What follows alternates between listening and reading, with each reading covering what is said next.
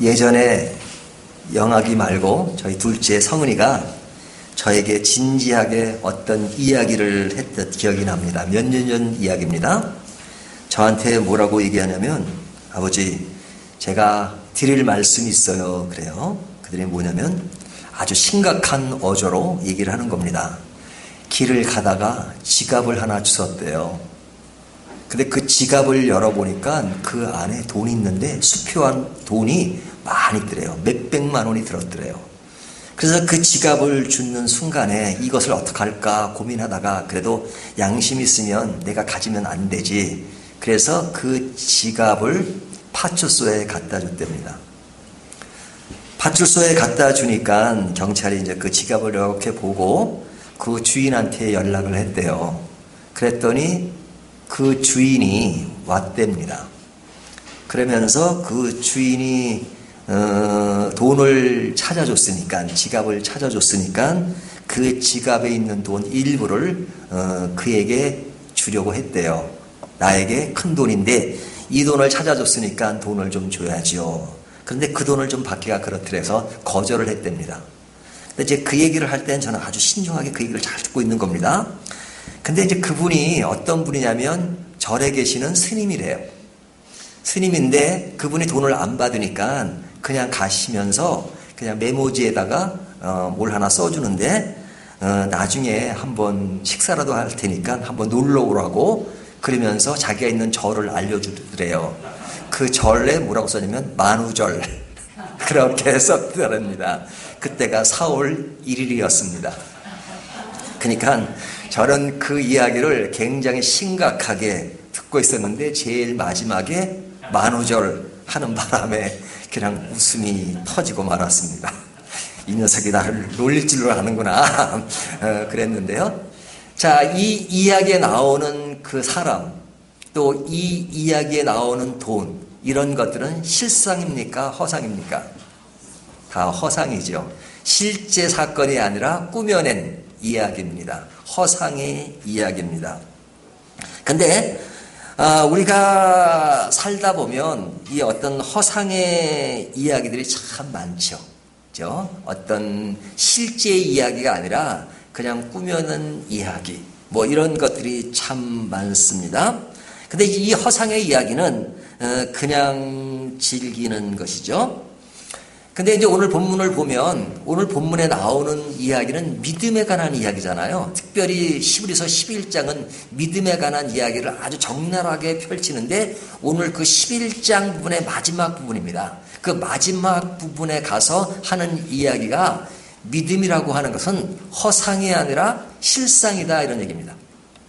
실상이란 얘기는 뭐냐면 믿음이라고 하는 것은 그냥 재미거리로 이야기되고 그냥 이런 이야기를 알고 있으면 즐거운 이야기가 아니라 우리의 삶 속에 부딪히는 이야기고 현실적인 이야기고 그리고 그것이 우리 삶에 매우 매우 중요하다 하는 이야기를 하는 겁니다. 그러니까 믿음이라고 하는 것은 교리적으로 뭘 하나를 아는 것이 아니라 내가 실제 생활 속에 그것과 부딪히면서 그 안에서 그것을 알고 그것을 깨닫고 그것을 가야 하는 그런 요소이기 때문에 믿음은 그냥 하나의 요소가 아니라 우리 신앙에 절대적으로 필요한 실제적인 실상의 이야기다 하는 것을 보여주고 있는 겁니다. 그러니까 오늘 본문이 그 실상을 이야기하는데 그 실상을 경험하는 사람들의 이야기가 나옵니다. 그래서 11장에 보면 사람들이 등장하잖아요. 그래서 위에서부터 쭉 이야기가 나옵니다. 아벨서부터 시작해서 사람들의 이야기가 쭉 나오는데 오늘 11장 마지막 부분에 가도 사람들이 등장합니다. 그 사람들은 어떤 사람들이냐면 사사시대 사람들이 주를 이룹니다. 그래서 32절을 보면 내가 무슨 말을 더하리요 기드온, 바락, 삼손, 입다 이렇게 나오죠. 그 다음에 이제 사사시대를 지나서 다윗 및 사무엘가 이렇게 나오죠. 자, 이런 사람들이 나오는데 이 사람들은 특수한 사람들입니까? 아니면 평범한 우리와 같은 사람입니까? 다윗, 사무엘, 이것은 뭐 우리와 좀 다른 아주 특수한, 특별한 사람들이라고 생각할런지 모르지만 성경에 나오는 대부분의 인물은 우리와 같이 성정을 가진 평범한 사람들의 이야기입니다. 그러니까 그들이 경험하는 것이 어떨 때는 우리가 굉장히 특별한 경험을 하는 것 같이 보일지 모르지만 실제로 그들이 겪는 삶의 이야기를 보면 평범한 사람들이 평범한 경험을 하고 사는 것입니다. 그러니까 우리의 삶과 다를 바가 없어요. 근데 그들이 무엇으로 살았다는 거예요? 믿음으로 살았다는 거잖아요. 그러니까 믿음으로 산 사람들의 이야기가 믿음으로 살았기 때문에 특별한 사람이 특별한 경험을 했다는 이야기가 아니라 평범한 사람들이 평범한 일을 겪고 있지만 그들이 믿음으로 살았다는 겁니다. 오늘날 우리가 믿음을 이야기하면 어떤 특별한 경험인 것처럼 말하는 사람들이 있어요. 아닙니다. 평범한 일입니다. 평범한 생활 속에서 믿음의 삶을 사는 사람이 있어요. 평범함 속에서 믿음을 추구하지 못하니까 자꾸만 특별한 것을 원해요. 왜? 그것으로 만족이 안 되니까 특별한 경험. 그래서 사람이 신비적이 되고 신비적인 것이 신앙의 최고선을 갖는 것처럼 착각하는 경우가 있습니다. 그러나 많은 경우 신비적인 사람들이 신앙의 본질을 훼손할 때가 참 많아요.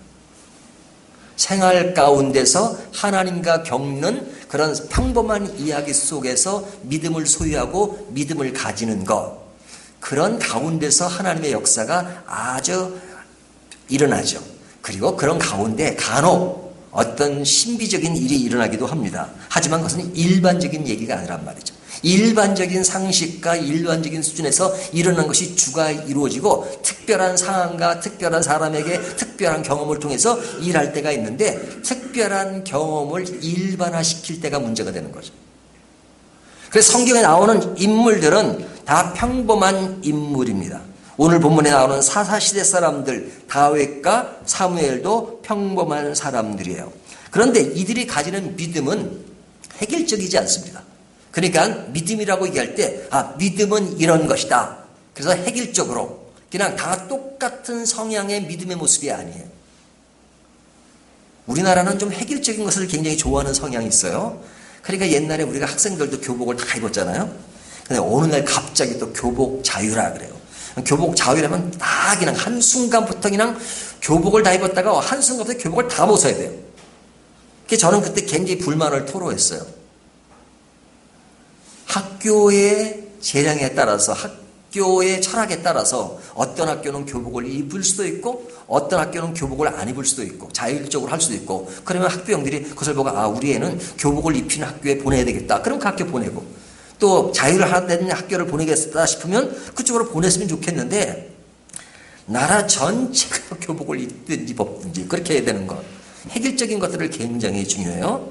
여러분 군대 가면 다 획일적이잖아요. 하지만 그런 획일적인 또 멋도 있어요. 하지만 멋이라고 하는 것이 획일적인 것만 멋이 있습니까? 다양하게, 그렇죠? 우리 교회 이렇게 다 다른 헤어스타일, 다른 옷이 멋있잖아요. 근데 우리 교회도 유니폼이 있어가지고 다 똑같이, 그리고 남자들은 다 머리 빡빡, 여자들은 다 카트. 그러면 좀 살벌하잖아요, 그렇죠?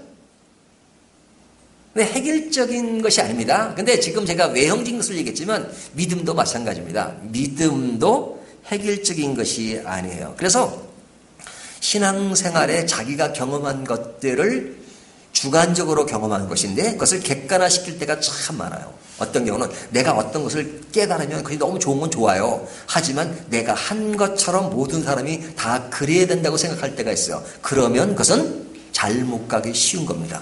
우리가 믿음의 공통점이 있고 그리고 같이 가는 부분이 있지만 그러나 믿음의 모양은 사람마다 다르게 나타날 수가 있어요. 그러니까 획일적인 것이 아니라 다양한 경험을 하게 됩니다. 그런데 이 경험을 하는 데 있어서 그 경험 자체가 우리의 본질보다 더 우선되면 안 돼요. 제가 옛날에 영국에서 공부를 할 때 그 아프리카 학생이 하나 들어왔습니다. 근데 그 학생이 그 체프 시간에 간증을 했어요. 근데 간증이 너무너무 은혜스러웠어요. 그러니까 학생들이 그 간증을 듣고 그냥 뿅 갔습니다. 오늘날 말로 뿅 갔어요. 그래 교수들도 뿅 갔어요. 야, 그런 간증이 너무너무 은혜가 됐습니다. 그러니까 교수 한 분이 알선을 해가지고 그 학생은 매주마다 영국 교회를 다니면서 이제 간증을 시켰습니다. 근데 그 학생이 매주마다 간증하러 가는 겁니다. 교회마다 방문하면서. 그러다 보니까 스타가 돼버렸어요. 그리고 이제 학교 졸업할 때쯤 그 간증을 제가 한 번 더 하는 걸 들었는데, 제가 처음에 들었던 간증과 끝에 가서 몇 년이 지난 후에 간증은 너무너무 다르더라고요. 어떻게 달라졌냐? 처음에 간증은 굉장히 순수하고 그랬는데 나중에는 프로가 됐어요. 아주 묘사하는 것이나 또 드라마틱한 것이나 그 다음에 내용도 굉장히 과장되었다는 생각이 들 정도로, 그렇죠? 옛날에는 순수한, 와, 과장돼가지고 마치 드라마 한 편을 보는 것처럼 하더라고요. 완전 프로가 됐더라고요. 그러니까 그 속에서 참 좋은 은혜스러운 그런 분위기를 느끼는 것보다 와, 완전히 꾼이 됐구나 하는 생각을 했던 적이 있습니다. 그러니까 우리의 경험 같은 것을 간증하는 거 굉장히 중요해요. 하지만 그것이 하나의 꾼이 되면 안 되잖아요. 그래서 매주 이렇게 간증을 직업적으로 하는 것이 사실은 안 좋을 때가 있습니다. 그런데 이제 우리의 어떤 경험, 이런 것들이 믿음의 전체를 지배하는 것은 아닙니다. 하지만 사람들에 나타나는 그런 믿음의 현상은 다양하다고 볼 수 있는 거죠. 그래서 오늘 본문을 자세히 보면 그런 다양성들을 이야기하는 겁니다. 그 다양성을 이야기하는 것이 오늘 저희가 읽은 33절부터 38절까지가 그 이야기를 합니다. 자, 그 이야기를 할 때 첫 번째는 두 가지 얘기를 해요. 크게는 하나는 살아가면서 승리를 맛보는 부분을 이야기하고요. 또 하나는 좀 우리들의 표현은 패배를 맛보는 것 같고 하지만 고난 속에 살아가는 모습 두 가지를 이야기합니다. 그래서 앞에 나오는 33절부터 35절까지를 보면요. 계속해서 반복되는 말들이 있어요. 그게 뭐냐면 하며라는 단어입니다. 33절을 보면 약속을 받기도 하며 행하기도 하며 33절 마지막 맡기도 하며 또 35절 멸하기도 하며 피하기도 하며 또 강하게 되기도 하며 물리치기도 하며 제일 마지막에 부활로 말미암아 드리기도 하며 계속 하며라는 단어가 반복되잖아요. 근데 이 하며라는 단어가 뭐냐면 자, 이들이 이제 전쟁의 여건이 이제 우선으로 표현되고 있습니다. 자, 이들에게 뭐가 있다는 거예요? 전쟁이 있다는 겁니다. 전쟁이 있는데 그 전쟁에서 뭐 하기도 하며 이기기도 하며 그러죠. 자, 이기기도 하며라는 말은 100% 이긴다는 말이에요? 아니면 100%는 아니라는 말이에요? 그렇죠. 여러분들은 국문학 실력이 뛰어나시니까 충분히 감지하시는 생각합니다. 이기기도 하며 그러면 100% 이긴다는 얘기는 아니죠. 질 때도 있다는 얘기잖아요. 하지만 전쟁에서 이기기도 하며 뭐가? 믿음의 사람이 전쟁을 겪는데 전쟁에서 이기기도 하며 그러죠. 그래서 성경에 보면 이긴 사례들이 많잖아요.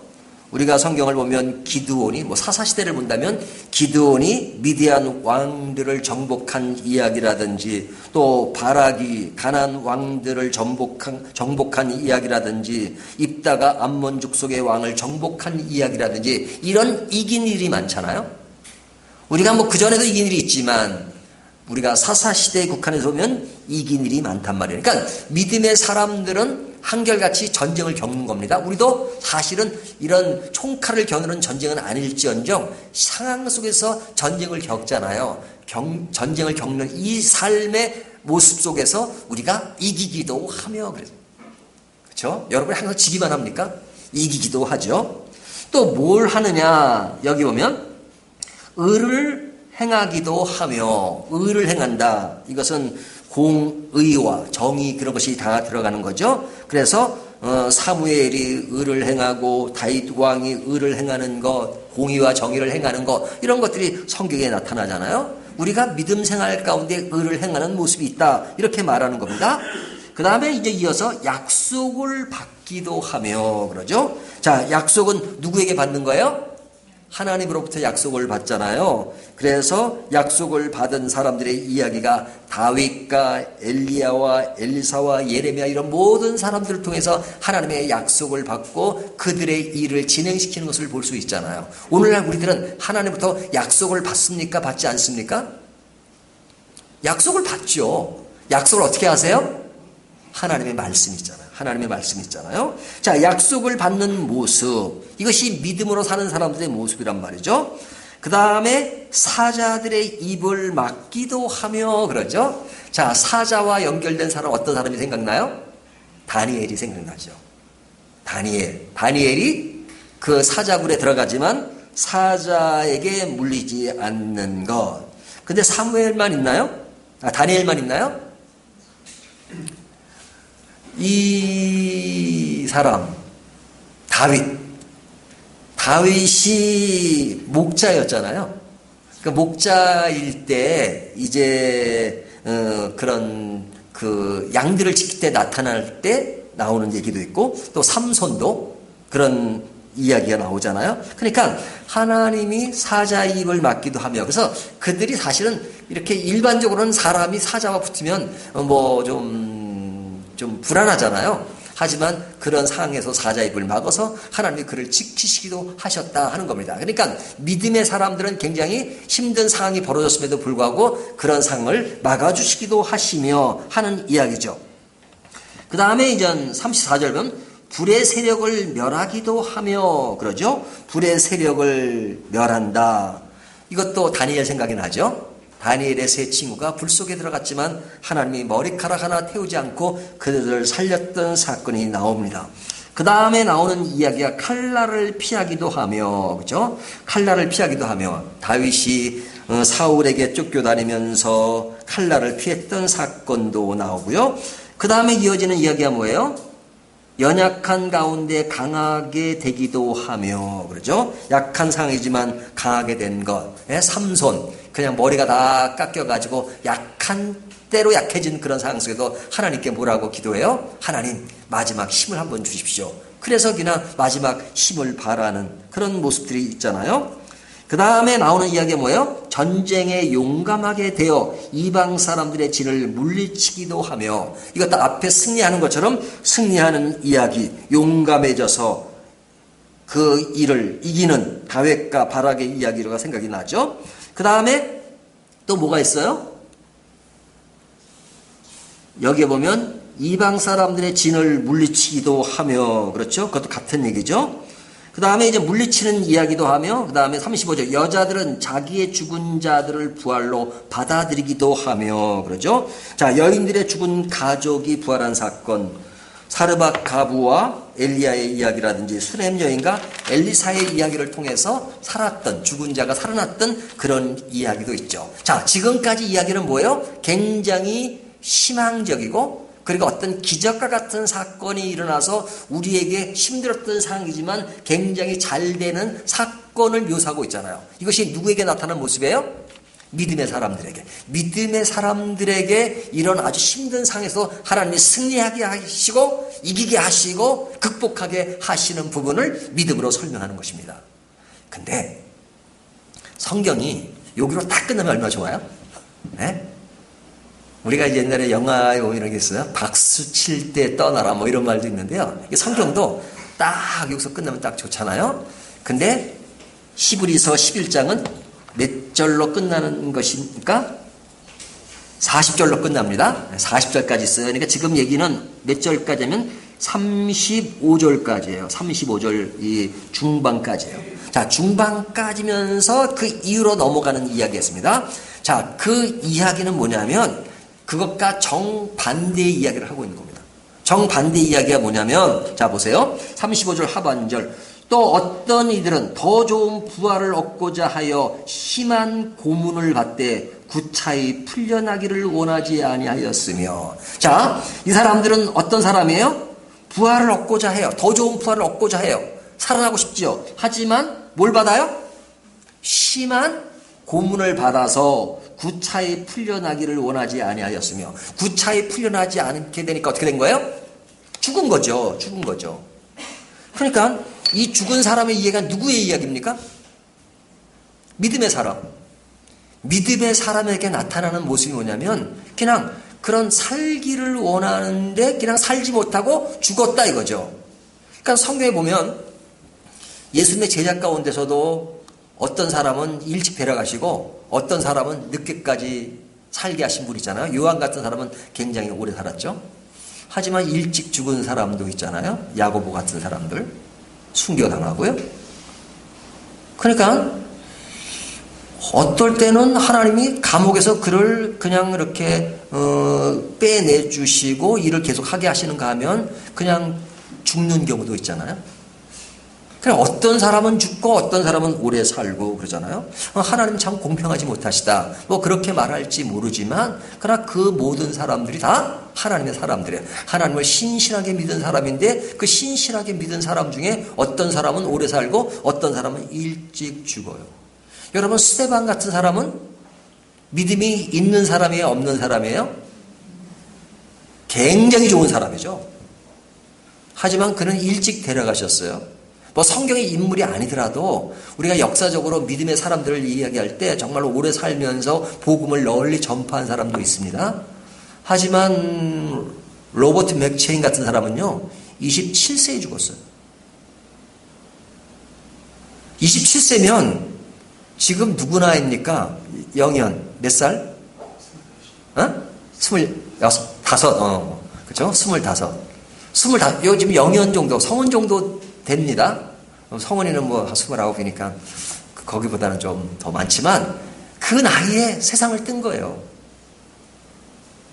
근데 그 사람이 하나님의 사람으로서 복음을 널리 전파하고 하는데 왜 그렇게 일찍 데려가셨을까? 그런 생각이 들잖아요.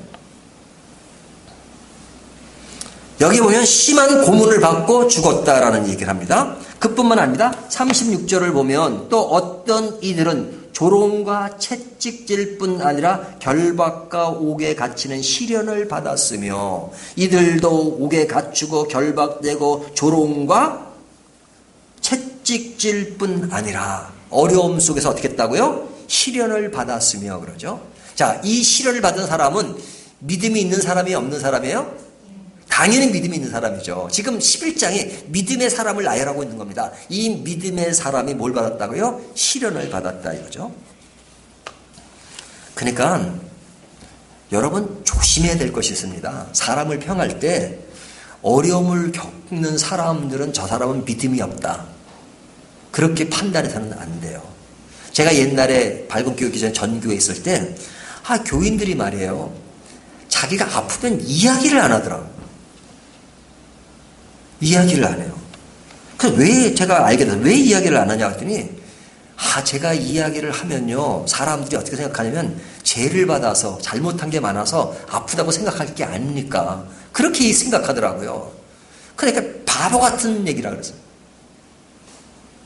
아니 죄를 받아서 나쁜 일이 생기면 그러면 스데반, 바울은 육체의 병이 있어가지고 하나님께 아주 기도를 했습니다. 하나님 내가 병이 있으니 이 병 좀 고쳐주십시오. 그러니까 하나님 뭐라고 말씀하셨어요? 내 은혜가 내게 족하도다. 사도 바울의 고백을 내가 이 병이 없었으면 내가 굉장히 교만했을 것이다. 하지만 하나님이 나에게 이 병을 가지면서 내가 그래도 겸허하게 살아갈 수 있는 하나의 기준이 됐다 이렇게 말하잖아요. 그러니까 우리가 알고 있는 느끼는 상식적인 수준으로서 판단할 때가 너무너무 많죠. 그래서 평가하고 그래서 정지하고 할 때가 많잖아요. 근데 앞에 승리하는 사람도 믿음의 길이었지만 뒤에 나오는 이런 모습도 믿음의 길을 간 사람들의 이야기를 하고 있는 겁니다. 이것이 36절로 끝나는 것이 아닙니다. 37절 보세요.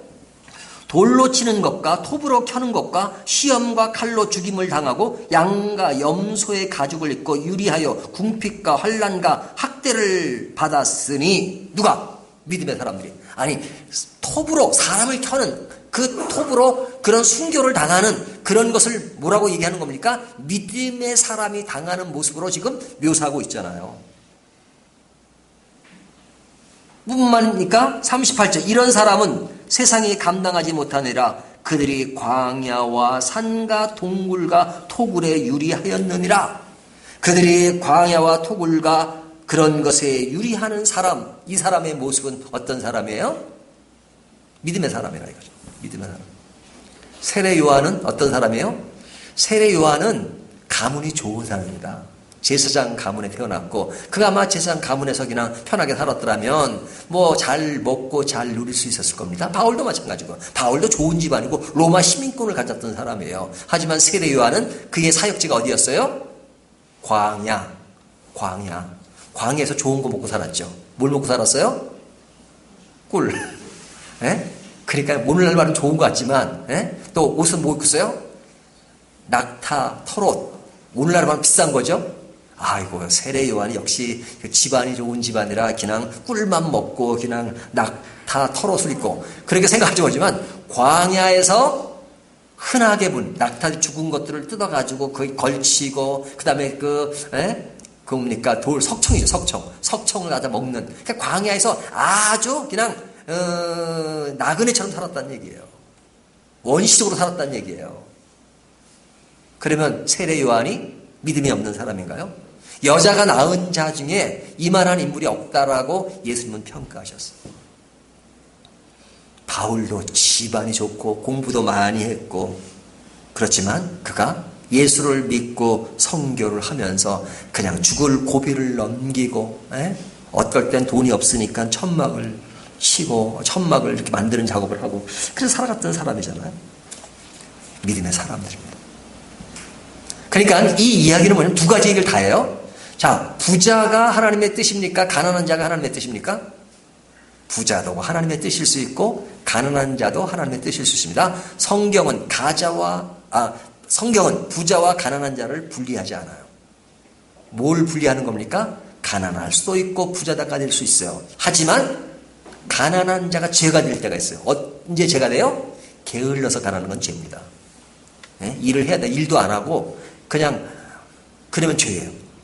몸이 아픈 거 죄가 아니에요? 죄 아니에요. 하지만 내가 게을러서, 내가 몸 관리를 제대로 안 하고 그냥 매일 마약과 술과 뭐 이러고 살면서, 아유, 나는 왜 이런 고난이 오나? 그건 고난이 아니라 자기에게 문제가 있는 겁니다. 고난이라는 것은 예수 그리스도 때문에 당하는 게 고난이지, 내가 잘못하고 내가 실수하고 내가 문제가 많아서 문제를 들이키는 것을 가지고 고난이라고 말하면 그것은 착각입니다. 착각입니다. 우리는 정상적으로 믿음을 갖고 살아야 돼요.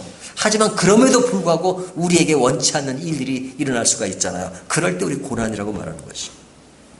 그러니까 믿음의 사람에게 나타나는 양상은 사람마다 다양하게, 어떤 사람은 평생 동안 그냥 건강하게 살고 뭐 누리고 살던 사람도 있어요. 그 중에 대표적인 사람이 누구예요? 솔로몬.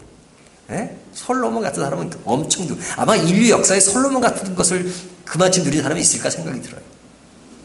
하지만 믿음의 사람들 솔로몬 같은 사람만 있나요? 그렇지 않고 그냥 평생 힘들게 산 사람도 있잖아요.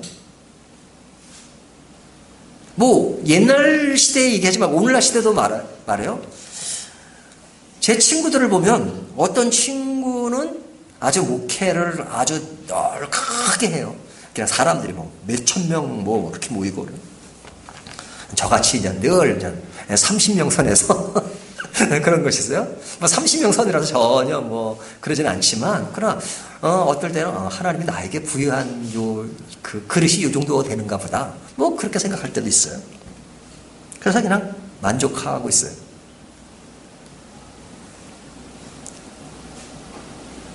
근데 오늘 본문이 이야기하는 것은 뭐냐면, 믿음의 삶이라고 하는 것은 승리를 맛보기도 하지만 고난을 견디게 하는 것도 믿음의 흐름이라 이거죠. 그러면 여러분이 생각하는 믿음은 어떤 것이 진짜 믿음입니까? 오늘날 기복신앙과 그릇되게 가르치는 것 중에서 잘못된 것은 뭐냐면 앞에 것만 믿음이라고 해요. 앞에 나오는 얘기 35절 전까지만 믿음의 삶이라고 얘기하고, 뒤에 나오는 것은 믿음의 삶이 아닌 것처럼 이야기하는 사람들이 있습니다. 그렇게 얘기하는 사람이 있다면 그것은 정직한 복음을 전하는 것이 아닙니다. 성도는 어떤 상황에 놓이든지 그 상황 속에서 하나님이 나를 통해서 일하시는 것이 무엇인가 알고 그 길을 가는 것, 하나님이 나에게 넉넉함을 주시고 일하게 하시면 그렇게 하고, 또 어려운 가운데 일을 하게 하시면 하고, 그렇게 가는 것이죠.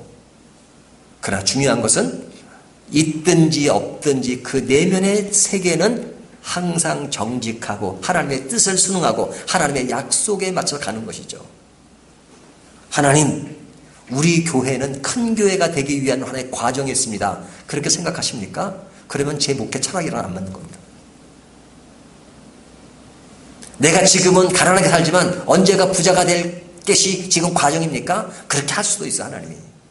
하지만 내일 일은 내일 하나님께 맡기시고 어떻게 하나님이 맡기실지 몰라요. 하지만 성경은 뭐라고 말씀하세요? 내일 일은 내일 염려할 것이요 오늘의 족함이라. 오늘 우리는 최선을 다하는 겁니다. 최선을. 기독교인의 종말가는 오늘이 마지막이라고 하는 생각을 가지고 사는 사람들입니다. 그러니까 오늘의 최선을 다하는 거예요. 오늘의 최선을 다하지 않으면서 내일만 꿈꾸는 사람을 뭐라 그래요? 돈키호테. 오늘은 노력하지 않고 오늘은 힘쓰지 않고 늘 꿈만 꾸고 살아요. 그래서 아마 제가 다른 목사랑 다르게 꿈과 비전 얘기 많이 안 하죠. 왜? 꿈과 비전에 대한 모순된 얘기, 그릇된 얘기가 너무너무 난무하기 때문에 그렇습니다. 꿈과 비전이 필요 없다는 것이 아니라 그것은 오늘을 전제로 하는 것입니다. 오늘의 신실한 것이 중요해요. 저는 옛날에 정주영 씨가 나와서 하던 얘기가 기억나는데, 그분 살아계실 때 어떻게 그렇게 큰 기업을 꾸리게 되었습니까? 그랬더니 저는 큰 기업을 생각해 본 적이 없습니다. 근데 산을 올라갈 때 그냥 한 걸음 한 걸음 가다가 보니까 정상까지 왔지 않습니까? 그것처럼 저는 그냥 한 걸음 한 걸음을 최선을 다하고 갔을 뿐입니다. I agree with him. 우리의 중요한 것은 뭐냐면 오늘에 충실한 것입니다. 최선을 다하는 것입니다. 그러면 내일 일은 하나님이 해주실 거예요. 크게도 하실 수 있고 작게도 하실 수 있고, 그러나 내일을 다 하나님께 맡기고 오늘에 충실한 것들, 이것이 믿음의 사람들에게 나타나는 자세예요. 여기에 나타나는 사람들 보면 어떤 사람은 그렇게 승리를 맛보며 사는 것처럼 살고 어떤 사람은 고난을 맛보고 산 사람들이 있잖아요. 상황이 다르고 분위기가 다르지만 그들은 한결같이 뭘 보고 살았어요? 하나님이 원하는 약속을 바라보고 살았다는 것입니다. 그래서 그 뒤에 나오는 이야기 뭡니까? 39절과 40절이 중요합니다. 11장을 마지막을 매듭하면서 뭐라고 말합니까? 이 사람들은 다 믿음으로 말미암아. 이 사람이 누구예요? 이 사람이 누굽니까? 35절 전 사람이에요? 후 사람이에요? 양쪽 다.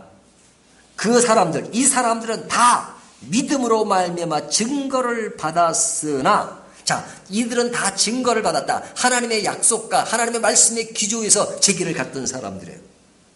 그런데 그 다음 얘기가 뭐예요? 약속된 것을 받지 못하였으니. 아니, 이게 무슨 얘기입니까? 약속된 것을 받지 못하였으니. 그렇죠? 자, 약속된 것을 받지 못했다는 것이 뭐예요? 자, 복음의 최종선이 누굽니까? 예수님이시죠. 복음의 최종선은 예수님이에요. 그런데 다윗이 예수님을 보았어요? 못 봤어요? 못 봤죠. 시대가 다르니까. 아브라함이 예수님을 보았나요? 못 보았나요? 삼손이 예수님을 보았나? 못 보았나요? 오늘 사사시에 나오는 사람 인물들이 어떤 사람도 예수님을 만난 적은 없어요. 하지만 복음의 정점은 누구예요? 예수 그리스도시잖아요. 그러니까 이들은 하나님의 증거를 받았으나 약속된 것을 받지 못하였으니, 예수님을 보지 못하였으니까 약속된 것을 받지 못하였다는 거예요. 그들은 구약시대에 오실 메시아에 대한 이야기를 듣고 기다리고 있었지만 실제로 오신 메시아를 만나지는 못했잖아요. 자, 그런데 그 다음 절, 이는 하나님이 우리를 위하여. 자, 우리가 누구예요? 우리가 여기 있는 우리들도 될 수 있지만 지금 이 편지를 받는, 시브리서를 받는 사람들, 독자들이 얘기잖아요. 우리를 위하여 더 좋은 것을 예비하셨은즉 우리가 아니면 그들로 온전함을 이루지 못하게 하려 하심이라. 자, 이들은 시브리서의 저자에 의해서 이 편지를 받는 사람이니까 이들은 예수님을 보았습니까? 보지 못했습니까? 보았죠. 예수님을 실제로 보았다는 것이 아니라 이미 예수님이 오신 이후에 그들의 이야기니까 이미 예수님이 하신 십자가의 사건과 모든 구원의 복음에 이른 사건을 다 알고 이 편지를 받고 있잖아요. 그러니까 자, 이게 굉장히 중요한 얘기입니다. 이들은 이미 예수 그리스도의 복음을 다 이해하는 폭이 옛날 사람보다 넓어요? 넓지 않아요? 넓죠? 왜? 그들은 올 메시아를 기다렸지만 이 사람들은 이미 오신 메시아를 다 듣고 보고 있기 때문에 그 깊이가 넓고 깊을 수밖에 없어요. 그렇죠? 자, 그렇다면 우리들의 얘기를 하죠. 우리들은 그들의 시대보다 한참 몇천 년이 지난 오늘 우리들의 시대의 사람들은 어떻습니까? 그들보다 더 많은 것을 압니까? 모릅니까? 알죠. 성경에 해석까지 해주는 일들이 있으니까. 자, 그러면 우리는 이렇게 생각합니다. 믿음을 생각할 때 우리의 믿음의 조상들이 누구였는가? 아브라함부터 시작해서 그 많은 사람들이 믿음의 모범이 되고 믿음의 이런 패턴을 가지고 이들이 믿음을 생활했다. 그래서 그들을 보고 우리의 믿음 생활을 이렇게 해야 되겠다라고 그들에게 뭘 얻어요? 교훈을 얻잖아요. 하지만 성경은 반대로 얘기하는 겁니다. 믿음을 누릴 수 있는 모든 여건과 환경은 누가 더 많다? 아브라함 때보다 오늘날 우리들이 더 많게, 더 크게, 더 분명하게, 더 완전하게 복음을 듣고 복음을 알고 사는 시대에 우리가 살고 있다. 그래야 천국에 가면 아브라함이 이렇게 얘기할 겁니다.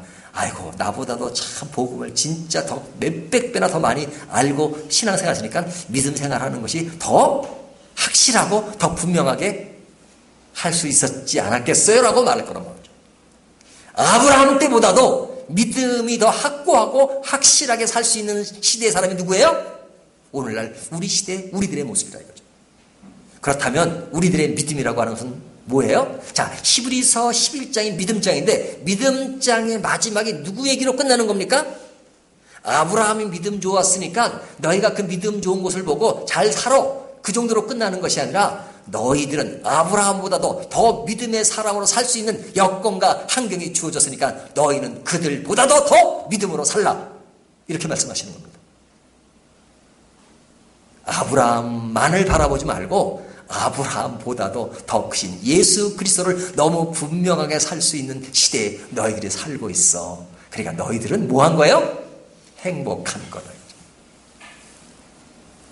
아브라함이 믿음의 조상이라고 모델로 생각하지만 아브라함이 생각할 때는 본인이 모델이 아니라고 말씀하시는 거예요.